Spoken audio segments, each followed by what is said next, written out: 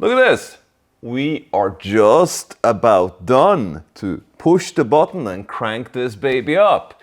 I've been a very busy hamster over the last period, just finding a little bit more time than usual. Just finishing up all the loose ends from all the sub-projects this big project has entailed that you find yourself having to now finish if you're going to do something big like start the engine. So a long time in the making, and now it's time for final flight check, and then we crank this baby up.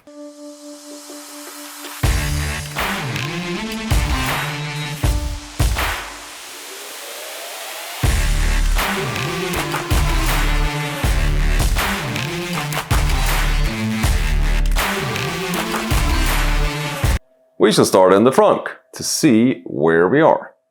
So fuel system all hooked up, all ready from before. I've made temporary connections here to the two fuel pumps. One is a lift pump, one is a pressure pump. So that is connected here and there.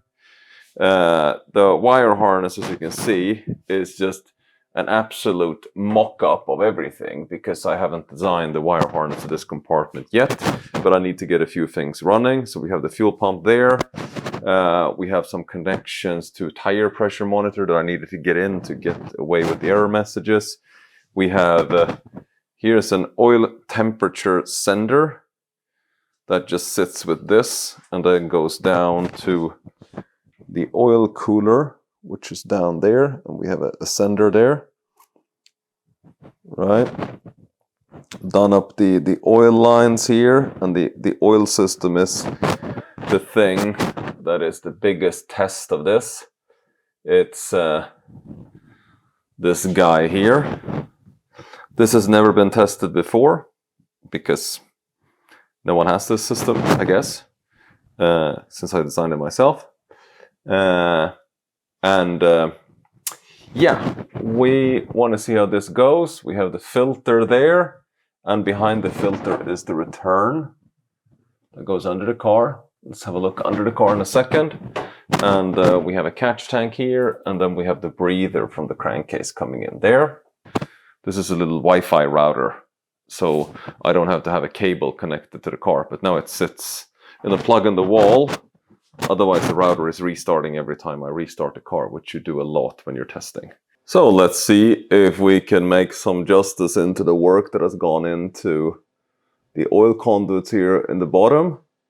This was something I was already working on last year and has been an immense project, just considering that this 964 doesn't have an oil system that looks like anything else.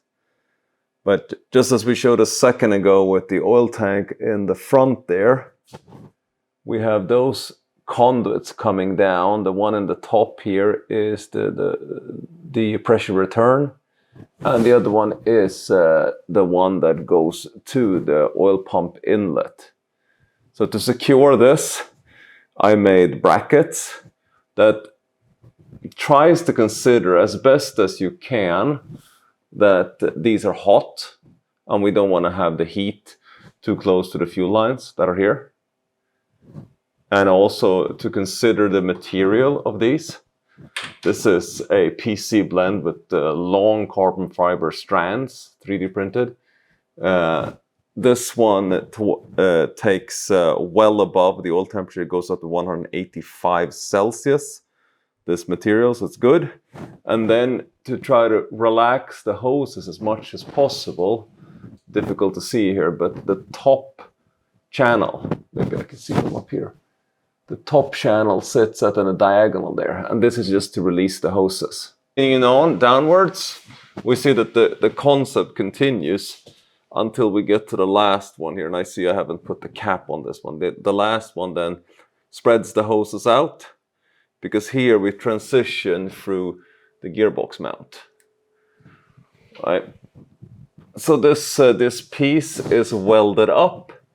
It is not welded into the transfers piece yet because I need to take the engine down to do that. But it sits there. The other one goes above because it's much less sensitive since it's a pressurized hose. The pump pumps the oil back there. So it goes above. I will create a clamp here so we don't have vibration cutting into the hose. We get to the last piece where this AN20 hose, which it is on that side, this one then transitions through this piece to an AN16, the last piece, and it goes in here. This is the piece I'm not at all happy with this one. I will change this because this hose here is too exposed. So I will actually bend a steel pipe and go back to the original transition here and just have a steel pipe that is bent here nicely around the shaft and then sits with a flexible bellow over here to go from the moving piece of the engine to the stationary piece of the transverse mount there.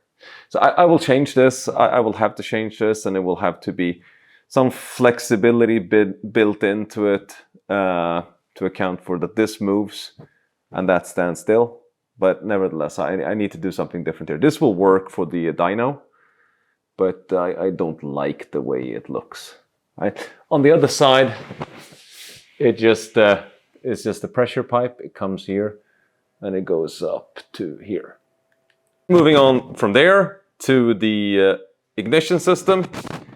It has been so much work getting this ignition system to actually come up.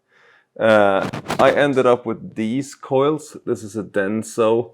It's called 12970-4840. These ones require external igniters, so we'll look at those in a second here. But it was so much work to get this in with the external igniters, and also the fact that they fit very poorly in the top, which we'll see in a second. Before we go up to that, let's look at the exhaust, how it turned this out.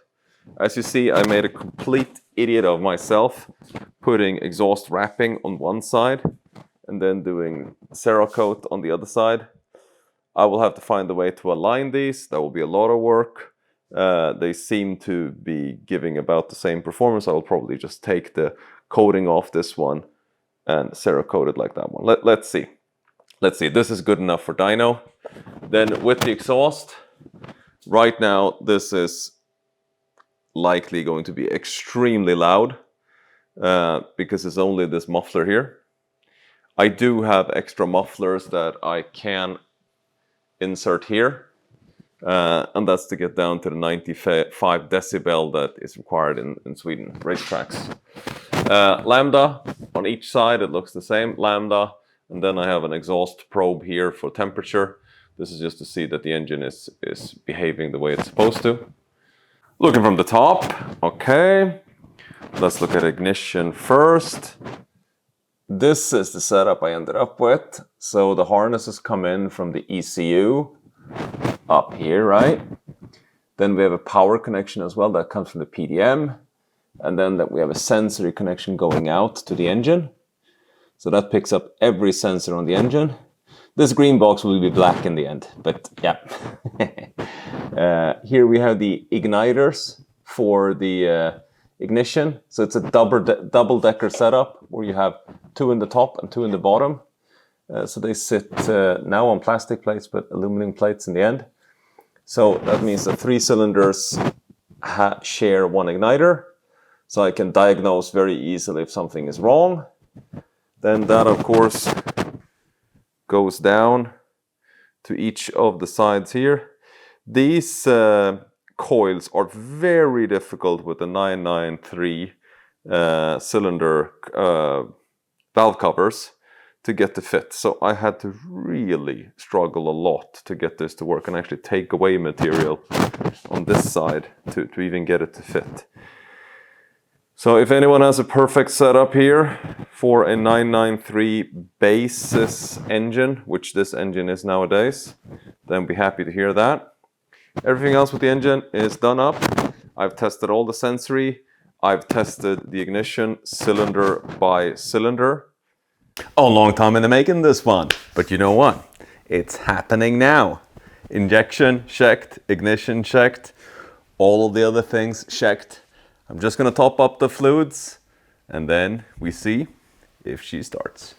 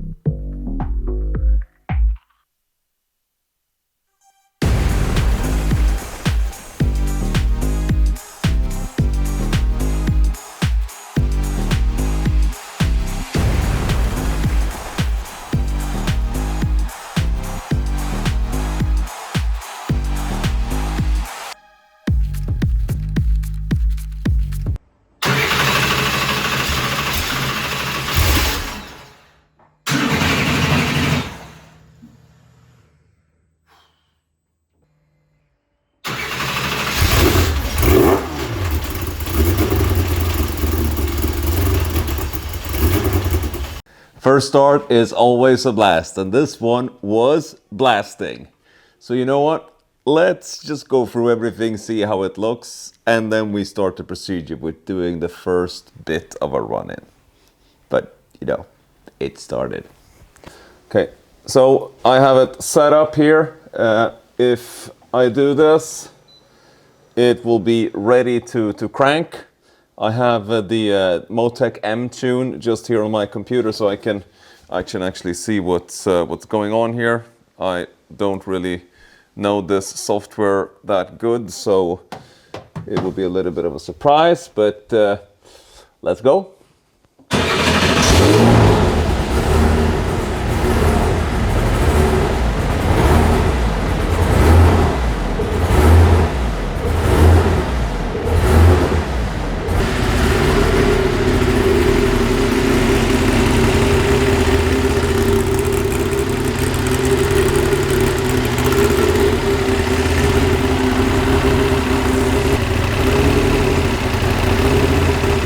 So I've done it on and off now a few times, and it starts nice. It should have started nice as well, because I took the tune from my buddy's car, and that's pretty much similar. The biggest difference is that we have very, very different cams. I have very aggressive cams in this, as you can hear. It's really struggling to get into idle.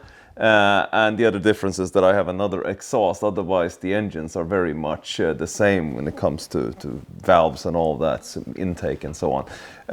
So what I'm going to do now is I'm going to run the engine a little bit harder, because I want the engine to get up into temperature until the thermostat opens up. That's going to take a little while, so I'm going to have to sit in the car and try to monitor what's going on just by the information that I have in the computer. That will also be the very first time that my oil system opens up, because this new oil system with the tank in the front, it seems to work in the sense that the engine gets the oil pressure and gets the oil and all that, but it's never opened up, so the coolers are probably empty, and God knows what happens once they open. Let's give that a shot. So I have a special setup to try to, you know, save my health or whatever, and that is just an extractor fan that does not that much, but it does something in the sense of trying to just exhaust all of this and shoot it outside the house rather than just lingering in here. It's about 1 horsepower fan, so it takes quite a bit of it out of here. Let's get over to the car. So what I'm going to try to do now is I'm going to try to run the car until the thermostat opens. And if I look at the dash here, I have some of the information I will see while I'm running. And if you come in a little bit closer here, see here it says the pressure, it says the oil temp, it says fuel pressure, and then it says oil cooler here. So this is actually the temperature out on the cooler. So you see that the oil temperature on the engine is high, but the temperature on the cooler is low, and that's because the thermostat hasn't opened. So I'm going to run it now until this jumps up. And once this jumps up, I know that the thermostat is open. And I can see that here in the tool as well. I can see that the engine oil temp is 76 Celsius, and it says diff temp here, but that's because I don't know how to change that. But this is the oil cooler temperature. It says 45, so it hasn't opened yet. So I will see this in a while, and this is the head temp. So let's get going. I'm gonna have to run it for a while, and hopefully I don't die while I'm sitting here getting intoxicated with all these gases. And that's why I'm gonna have this fan turned on. So let's give it a go. This will be very noisy.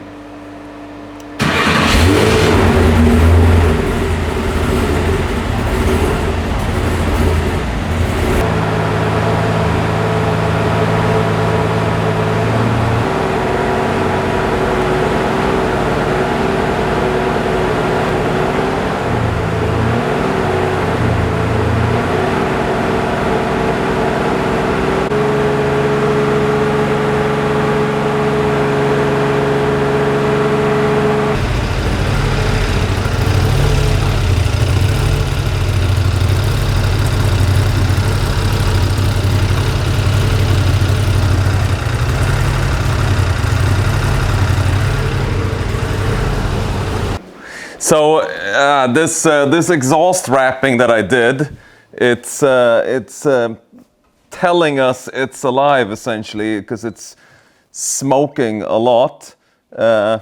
Something coming from the fan here as well. It might be actually the paint from the fan there. So we aborted.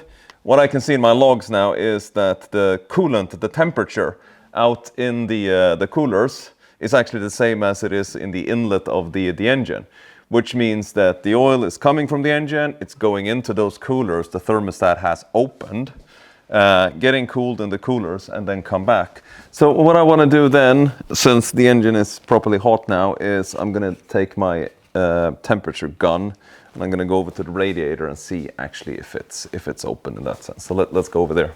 Okay, so I'm up here in the front. It looks like a total mess in here now because now I've pulled the loose wires everywhere to just, you know, hook up temp sensors and whatnot. So if I look in this area here, this is the oil system, right? So the oil will first come into the filter.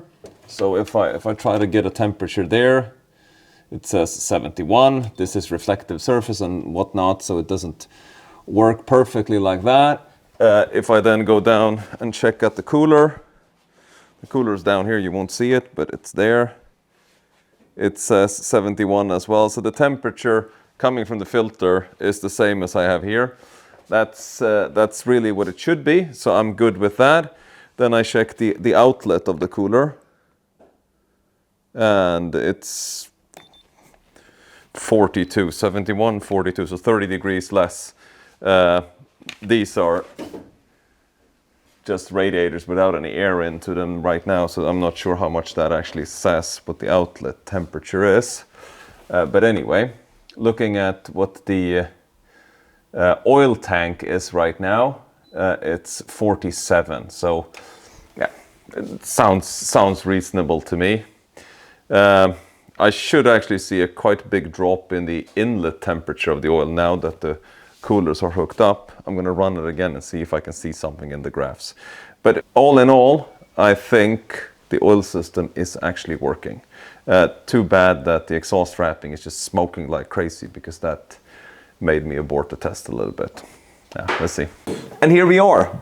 The thing actually runs, which is a major accomplishment, I think, considering all the things I changed. I was a bit worried about the oil system, that something would be off, but I've revved it up to say 6,000-7,000 and it seems like it's all good.